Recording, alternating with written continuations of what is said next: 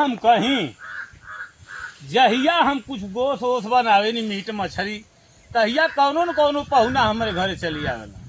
आज चलता नी बगीचा में आ 5-6 किलो के मुर्गा ले ले बानी भूजब आ अकेले खाई आ खा पी के तब हम घरे जाई।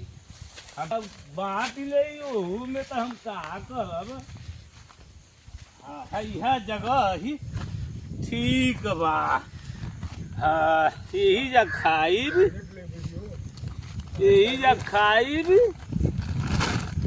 आ तब चलब। तनी हाथ उथ खंगार ली। हाँ का कहीं जहिया अब दारू ले आली का एक आध बोतल भटवा पर मिली कौने के भेजी कौनो लौकतो ना आई बा।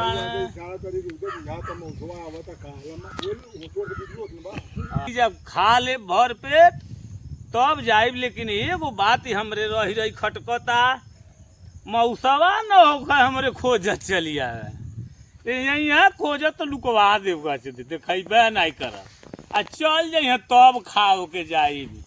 हाँ ले रही एक किनारे धोदी यही बा मुर्गवा। अरे का है खिराचन? अरे का है मौसा जा? अरे मर्द तो यहाँ का करता ना? ए जा। हाँ। अरे घूमे आले नहीं तनी खेतवा आई करे हो। अरे सुननी है तुम्हारी तबीयत खराब रहा। नहीं ठीक तबानी। अरे भाई तुम्हार मौसी तुम्हारे की आयल रे कहलस खिरोचना की तबीयत बहुत खराब बा।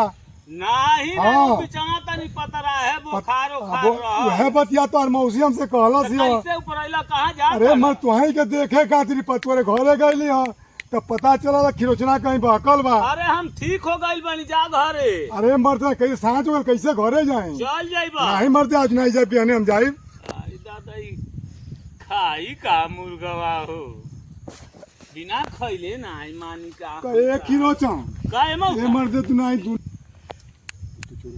हाँ चलिए।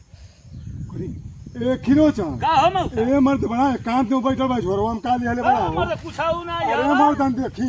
अरे तू के देखेला। अरे मर्द तन देखलावो ना का करबो देखती हो? ए मर्द आखिर काहे चोरावो तड़ मौसा से तन देखी। अरे तरकारी का ले ले बन अरे तन देखी तो सरपुतिया बोले नहीं।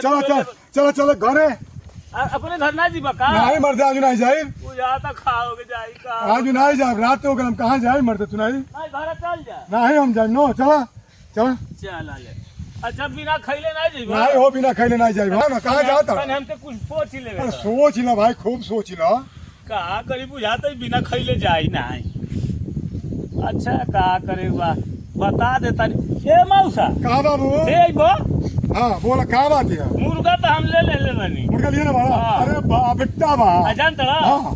पछिला हिस्सा तू खइया। हां जौन रही थिया करे ना तू। भागो मत हम मैदानवा जम करना सो। हाँ। भाग हमू खाई। तू हिस्सा तू खा हम लिया। आगे के खाई भी आगे ए, आगे का हम खाए। नहीं तू पछिला तू हाँ बोला। कहो मौसा हां तब मुर्गा पूछवा के नहीं खइबा? नहीं हो। का खइबा? आगे कम खाए। हमारी अरे हम लड़वा तोड़ घर में नहीं रह हम चाहता नहीं। जा जा जाता नहीं। जा जा घरे।